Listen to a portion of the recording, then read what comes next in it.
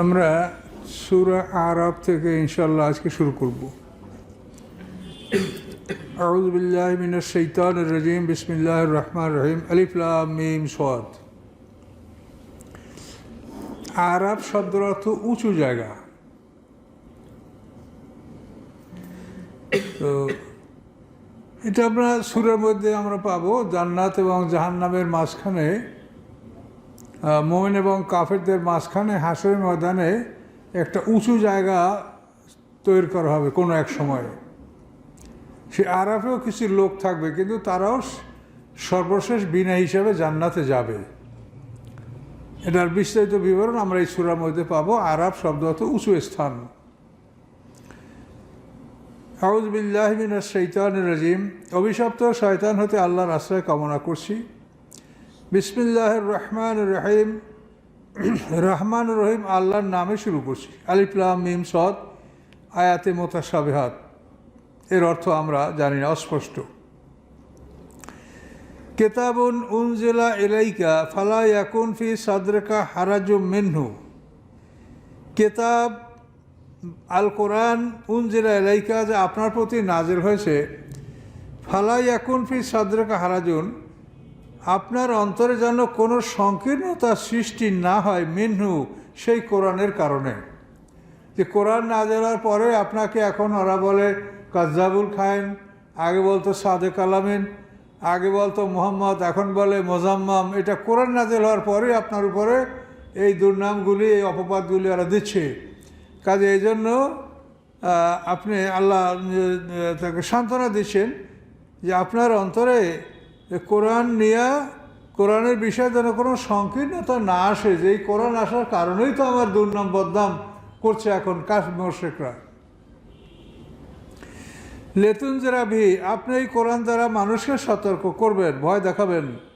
ওয়া যিকরা লিল মুমিনিন, এবং এটা মোমেনদের জন্য উপদেশ। তাহলে দেখেন, সমস্যা হইল কোরআন। আরবদের সমস্যাটাই ছিল কোরআন, যে কোরআন যারা শোনে তারা মুসলমান হয়। কোরআনের সাথে তারা মোকাবেলা কোনোভাবে করতে পারছে না। তো এই জন্য ওরা কোরআন ঠেকাবার জন্য বহু প্ল্যান প্রোগ্রাম ওরা করেছে। কোরআন পাঠ করে যেন কারে না আসে, ওরা বাঁশি বাজায়, তালি বাজায়, সিটি দেয়, এইভাবে করে করে কোরআনের আওয়াজ প্রতিহত করার তারা চেষ্টা করছে। কোরআন শুনলেই মানুষ তাদের ধর্মত্যাগ করে এবং তারা ইসলামে দীক্ষিত হয়। তা আসলে হেদায়েতের জন্য মূল বস্তু হচ্ছে কোরআন। তো এখনও কিন্তু যদি দেখেন, খুব দুঃখের সহিত বলতে হয়, তো এখনও কিন্তু আমাদের সমাজে কোরআনের বিপক্ষে এখন শ্রেণীর লোক কাজ করে। কোরআন কি ক্ষতি করে মানুষের, আপনারা স্পষ্ট দেখতে পাচ্ছেন যে এক শ্রেণীর লোক কোরআনের বিরোধিতা করছে। তো এটা আমাদের এতে কোনো ক্ষতি হবে না, এটা ক্ষতি যে বিরোধিতা করবে তারই হবে। আর আপনার আমার দায়িত্ব হলো সঠিক কথা মানুষকে পৌঁছিয়ে দেওয়া। হেদায়েতকে গ্রহণ করবে কি করবে না, এটা কোনো দায়িত্ব আমাদের উপরে নাই, নবী রাসূলদের উপরও না, আমাদের উপরও না। দায়িত্ব হলো শুধু আল্লাহর বাণী তাদের কাছে পৌঁছিয়ে দেওয়া। এটা পৌঁছিয়ে দিলে আমাদের দায়িত্ব শেষ হবে। তো আল্লাহ বলেন, লেতুনজিরা বিহি, এই কোরআন দ্বারা আপনি মানুষকে সতর্ক করবেন। ওয়া যিকরা লিল মুমিনিন, এবং এই কোরআন উপদেশ মুমিনদের জন্য। ইত্তাবিউ মা উনজিলা ইলাইকুম মির রাব্বিকুম, তোমরা অনুকরণ করো ওই সব কিছুর যা অবতীর্ণ হয়েছে তোমাদের প্রতি তোমাদের রবের নিকট হতে। ওয়ালা তাত্তাবিউ মিন দুনি আউলিয়া, অনুকরণ করবে না, অনুসরণ করবে না আল্লাহকে বাদ দিয়া কোনো অভিভাবকের। কালিলাম মা তাযাক্কারুন, অতি সামান্যই তোমরা উপদেশ গ্রহণ করছো। মোমেনদের একমাত্র অভিভাবক আল্লাহ, আল্লাহ ছাড়া আর কাউকে তারা অভিভাবক বা পরামর্শদাতা গ্রহণ করবে না। ওয়া কাম মিন কারিয়াতিন আহলাকনাহা, কত জনপদ, আহলাকনাহা, আমি তাদেরকে ধ্বংস করেছি। ফাজাআহা বাসুনা, এসেছিল তাদের কাছে আমার শাস্তি। বায়াতান, ঘুমের মধ্যে, আহম কয়লুন, অথবা তারা দ্বিপ্রহরে বিশ্রাম করতেছিল এই বিশ্রামের মাধ্যমে, বিশ্রামের সময়। কাইলুলা করে না, কাইলুলা এটা এত আরবি শব্দ, এই কাইলুল মানে তারা দ্বিপ্রহরে খাদ্য গ্রহণ করার পর বিশ্রাম করতেছিল এই সময়, অথবা রাতের বেলায় তাদের উপরে শাস্তি এসেছে। ফামা কানা দাওয়াহুম জাহুম বাসুনা ইল্লা আন ক্বালু ইন্না কুন্না জালিমিন। ছিল না তাদের কোনো আহ্বান, কোনো দাবি যখন এসেছিল তাদের কাছে আমার শাস্তি, ইল্লা ইহা ব্যতীত যে আন ক্বালু তারা বলেছিল ইন্না কুন্না জালিমিন, আমরা জালেম ছিলাম। শাস্তি আসলে তখন তারা স্বীকৃতি দিবে যে আমরা আসলে জালেম ছিলাম।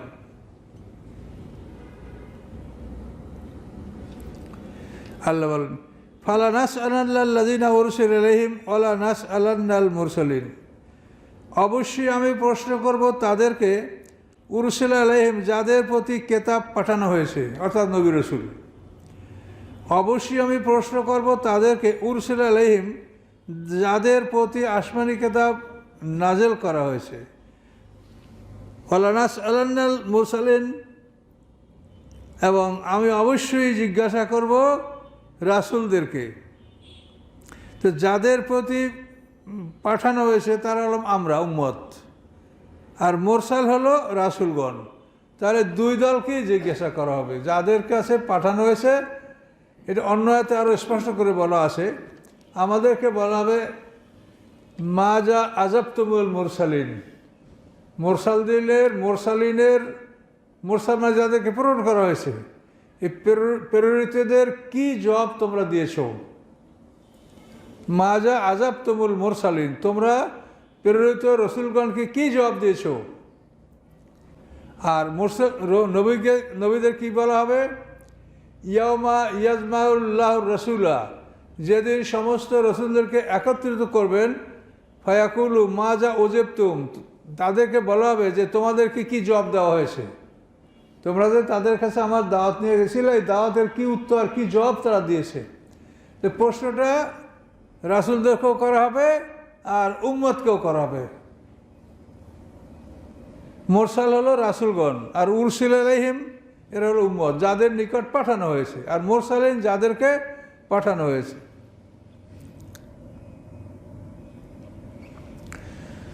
ফালা নাকুসান্না আলাইহিম বিইলমিন ওয়া মা কুন্না গায়বিন। আমি অবশ্যই আমার জ্ঞান দ্বারা তাদের কাছে আমি সব কিছু বর্ণনা করব, যে তোমরা এই করেছো, সব বর্ণনা আমি দিব তাদেরকে আমার জ্ঞানের মাধ্যমে। ওয়া মা কুন্না গায়বিন, আমি তাদের আমল থেকে গায়েব ছিলাম না, অনুপস্থিত ছিলাম না।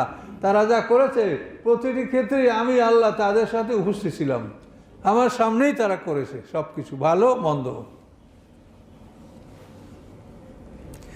ওয়াল ওয়াজনু ইয়াওমাইযিনিল হক, এবং সেদিনকার ওজন হবে সত্য। সেদিন আল্লাহ ওজন করবেন ন্যাক এবং বদ। যেটা আমরা এখন দেখি যে নামাজ পড়ছি, আমরা কি দেখাইতে পারছি? যে নামাজ দেখাইতে পারবেন কেউ? বলতে পারবেন যে হ্যাঁ ভাই নামাজ পড়েছি। তো এই জিনিসটা এখন অ্যাবস্ট্রাক্ট, আর এর কোনো আকৃতি নাই। হাসের ময়দানে এই জিনিসগুলোর আকৃতি হবে, এটার ওজন হবে। আর এখন যেগুলি বস্তু, এগুলির কোনো অস্তিত্ব থাকবে না।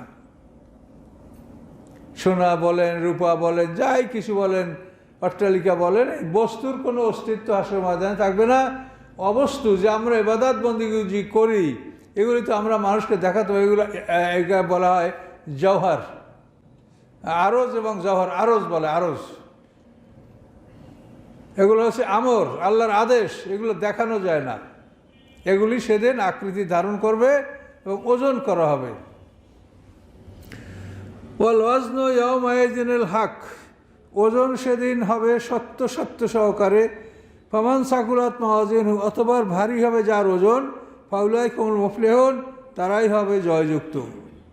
অর্থাৎ যাদের নেকের পাল্লাটা ভারী হবে তারা জয়যুক্ত হবে। মানুষের মধ্যে অপরাধ তো থাকবেই, কিন্তু অপরাধের চেয়ে যদি নেকামল পরিমাণে বেশি হয় তাহলে তারা মুক্তি পাবে, বিনা হিসেবেই জান্নাতে যাবে। অমান খফাত মাওয়াজিনহু, এবং যার হালকা হবে ওজন, ফাউলাইকাল্লাযিনা, তারা হলো ওরা, খাসিরু আনফুসাহুম, যারা ক্ষতি করেছে নিজদেরকে, বিমা কানু বিআয়াতিনা ইয়াজলিমুন, এই জন্য যে তারা আমার আয়াতগুলির উপরে জুলুম করতেছিল, আমার আয়াতগুলিকে তারা বিশ্বাস করতেছিল না, এগুলি সম্পর্কে তারা খারাপ মন্তব্য করতেছিল, আমার আয়াতগুলির প্রতি তারা জুলুম করতেছিল। ওয়ালাকাদ মাক্কান্নাকুম ফিল আরদি, নিশ্চয়ই আমি প্রতিষ্ঠিত করেছি তোমাদেরকে পৃথিবীর মধ্যে। ওয়া জাআলনা লাকুম ফিহা মাঈশা, এবং করেছি আমি তোমাদের জন্য পৃথিবীর মধ্যে তোমাদের জীবিকা। কালিলাম মা তাশকুরুন, অতি সামান্যই তোমরা কৃতজ্ঞতা জ্ঞাপন করো। এই পৃথিবীর সম্বন্ধে আল্লাহ বললেন। মাক্কার নামে প্রতিষ্ঠিত করা, তোমাদেরকে আমি প্রতিষ্ঠিত করেছি পৃথিবীতে এবং করেছি তোমাদের জন্য উহাতে তোমাদের জীবিকা। মাঈশ মানে জীবিতা। কালিলাম্মা তাশকুর, অতি সামান্যই তোমরা কৃতজ্ঞতা জ্ঞাপন করছো। ওয়ালাকাদ খালাকনাকুম, নিশ্চয়ই আমি সৃষ্টি করছি তোমাদেরকে। সুম্মা সাওয়ারনাকুম, অতঃপর আমি তোমাদের আকৃতি দান করেছি। সুম্মা কুলনা লিল মালাইকাতে, অতঃপর আমি ফেরেশতাদেরকে বলেছি উসজুদু লি আদমা, তোমরা আদমের সম্মানে সেজদা করো। ফাসাজাদু, তারা সবাই সেজদা করলো, ইল্লা ইবলিসা, ইবলিস ব্যতিরিকে, ইবলিস বাদে। লাম ইয়াকুম মিনাস সাজিদিন, ছিল না সে সেজদাকারীদের অন্তর্ভুক্ত। আদমের সম্মানে আল্লাহ তাআলা ফেরেশতাদেরকে সেজদা করতে বলেছিলেন। বিরাট ইতিহাসের ব্যাপার। আদম আলাইহিস সালামকে আল্লাহ তাআলা 120 বছর বসে সৃষ্টি করেছেন। আদমের মাটির দাম সংগ্রহ করা হয়েছে, ওই মাটির মধ্যে আমাদের মাটিও নেওয়া হয়েছে, আমরাও মাটির তৈরি। সব মাটি সারা পৃথিবীর পৃষ্ঠ থেকে নিয়ে সেই মাটিটাকে 40 বছর আল্লাহ ভিজিয়ে রেখেছেন বা বৃষ্টি দিয়ে ভিজিয়েছেন। শেষ পর্যন্ত সেটা একেবারে দুর্গন্ধময় কাদায় পরিণত হয়েছে। দ্বিতীয় 40 বছর এই মাটিটা রৌদ্রে শুকিয়েছেন, পরে সেটা হয়েছে সলসলেন কাল ফাক্কার, কুমারের পোড়া মাটির মতো। তৃতীয় 40 বছর ওই মাটিটাকে সব ধরনের পানি দ্বারা মেজে মেজে ওটাকে 3 লাজে প্লাস্টিক কেলে বা গাড়া কাদা, এই তৃতীয় 40 বছরটা গাড়া কাদায় পরিণত করা হয়েছে। এরপরে তার দ্বারা আদমের মাটির দেহ, পদার্থের দেহটা তৈরি করা হয়েছে। তৈরি করার পরে আল্লাহ তার মধ্যে রূহ ঢুকাই দিয়েছে। এইটার কোনো খবর আমরা দিতে পারছি না, যে এটা কোথায় ছিল, কোনখান থেকে নিয়ে আসলো আল্লাহ, কিভাবে ঢুকালো, এটার কোনো খবর আমরা তখনও পারি নাই, এখনও পারি না। মাতৃগর্ভে একটা সন্তান 120 দিন পরে তার মধ্যে জীবন আসে, কোথার থেকে আসে, জীবন কোথায় ছিল, এর কোনো খবর আমরা বলি আলমে আরো রুহ জগৎ, এটা একটা কাল্পনিক কথা। রুহ জগৎ কোথায়? আবার আমরা যখন মরে যাব তখন এই প্রাণ কিভাবে যায়, কোথায় যায়, আল্লাহর দায়িত্বে থাকে, কিভাবে থাকবে, হাসরের ময়দানে আমরা উঠবো, এর আগে কিন্তু এর সঠিক ঠিকানা আমরা বলতে পারি না। তবে ইল্লিন সিদ্দিন 2টা নাম কোরআনে আছে, এই জন্য আমরা এটা বলি। তাফসীর কাকা বলেন যে একটা জায়গা হলো উন্নত জায়গায় ইল্লিন, যারা ভালো মানুষ তারা এই উন্নত জায়গায় থাকবে, মরার পরে তাদের আত্মা রুহ এই উন্নত জায়গায় থাকবে, এবং যারা বদকার কাফের তারা সিজিন বা কারাগারে থাকবে। এটা কোরআনে এই 2টা শব্দ আছে বলে আমরা বলতে পারছি। কিন্তু আসলে যে আমাদের রুহ আগে কোথায় ছিল, আবার মরে যাবে, এখন কোথায় যাবে, আবার যখন ঢুকান লাগবে তখন আল্লাহ ঢুকাবে। এটা আল্লাহর সম্পূর্ণ নিয়ন্ত্রণে।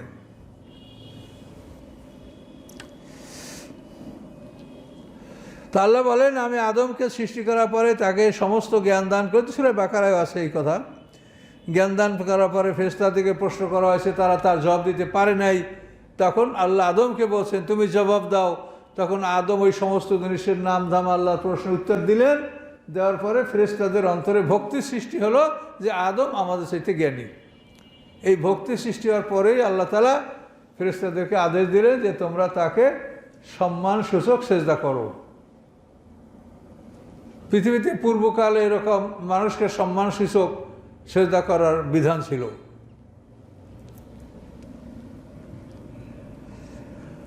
তো এদের মধ্যে ইবলিস ছিল, কিন্তু সে সেজদা করতে রাজি হলো না।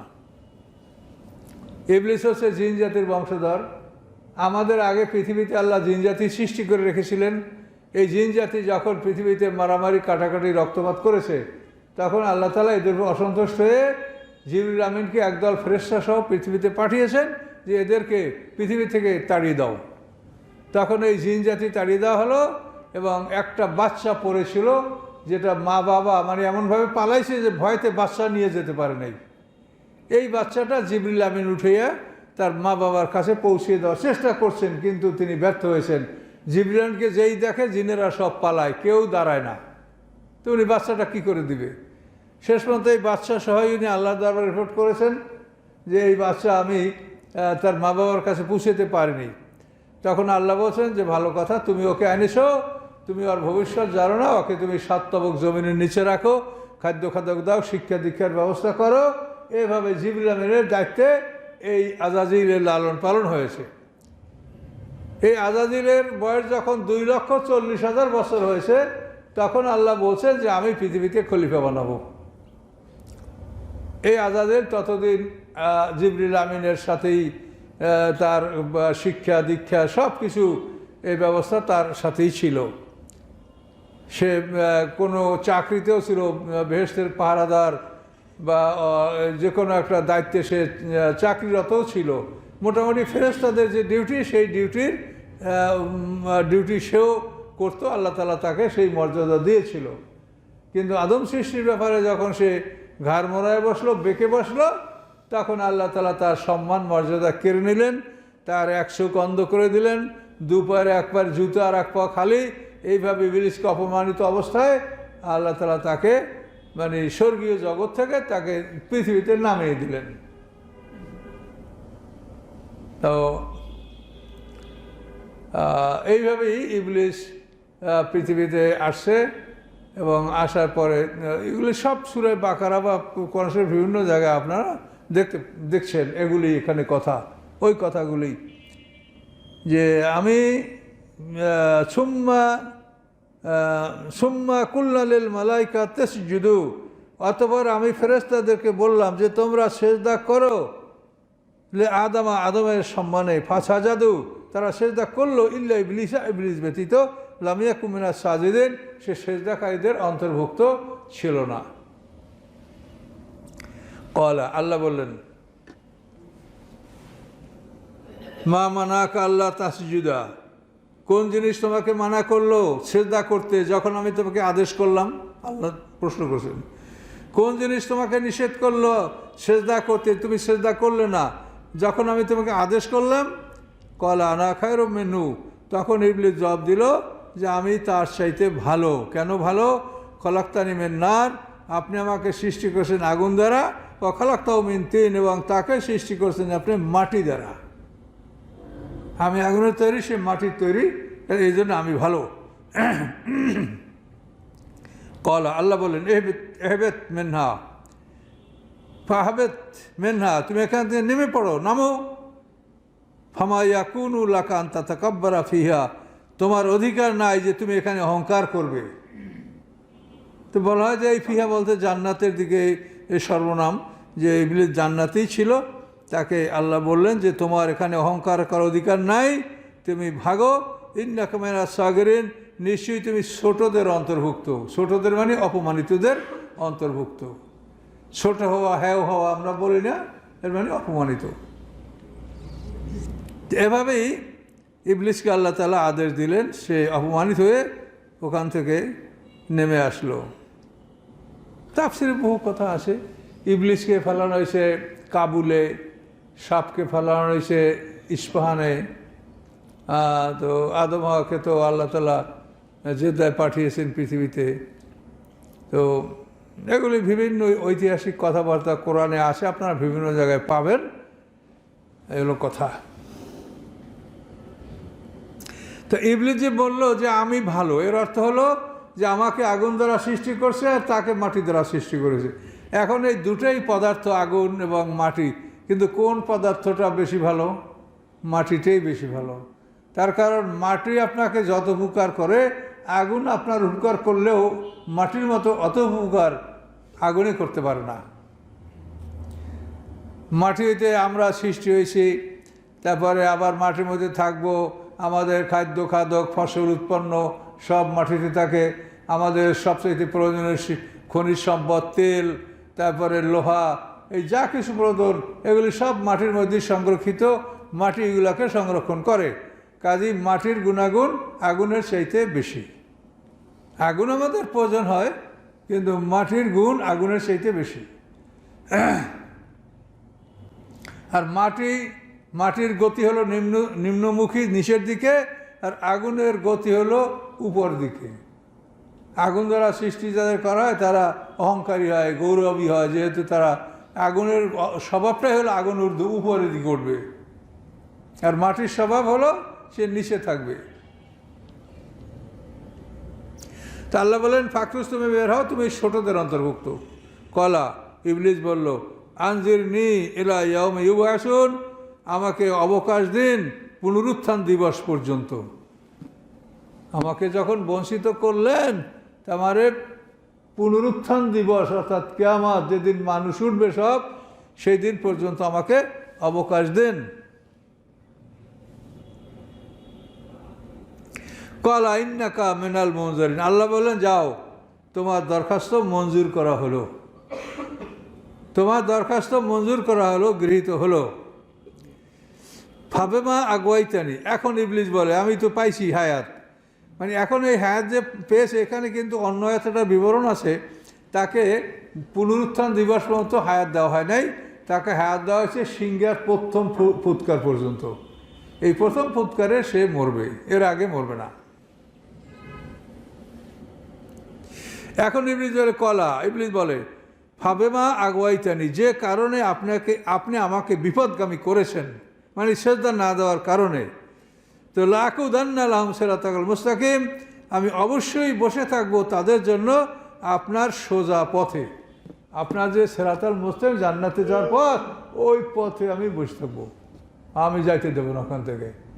এটা হলো ইবলিসের চ্যালেঞ্জ। এখন দেখেন সমস্যাটা কি, মোমেন সে যাবে এই পথ দিয়েই যাবে, আর কোনো দ্বিতীয় রাস্তা নাই।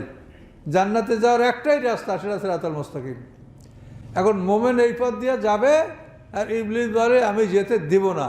তাহলে সংঘর্ষ না হয়ে কী করে পারবে বলেন?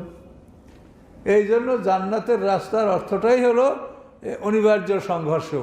এই জন্য আল্লাহ রসুল তিনি তার 10 বছর না 8.5 বছর জীবনে তিনি 85টা যুদ্ধ করছেন। 18 মাস পরে প্রথম বদরের যুদ্ধ হয়েছে। তাহলে এই যে সংগ্রাম, আবু বকর সিদ্দিক জীবনে যেটুকু সময় বেঁচেছিলেন, পুরো সময়টাই তার যুদ্ধে ছিল। তিনি যখন ইন্তেকাল করেন, তখন তার যুদ্ধের মাঠে ইরাকে যুদ্ধ চলতেছিল পারস্যের বিরুদ্ধে। তো এই জন্য এই বিষয়টা বুঝতে হবে কোরআন থেকে, যে আমরা মানে বাতিলের সাথে যে সংঘর্ষ, এটা হবেই হবে। কিন্তু এখন সংঘর্ষ করার জন্য আল্লাহ তাআলা যে আইন করেছেন, সেই আইনের সেই জায়গায় আমরা উপনীত হতে পারছি না। বলছে যে আল্লাহ বলছেন তোমরা অন্তত যে পৃথিবীর জনসংখ্যা কাফের যারা আছে তাদের অন্তত 3/1 তোমরা হও, তাহলে তোমরা নামো মোকাবেলায়। 3/1 তো ভালো, আমরা 100 ভাগের 1 ভাগও হইতে পারছি না। শয়তান সবই আমাদের লোকজন দখল করে নিয়ে গেছে।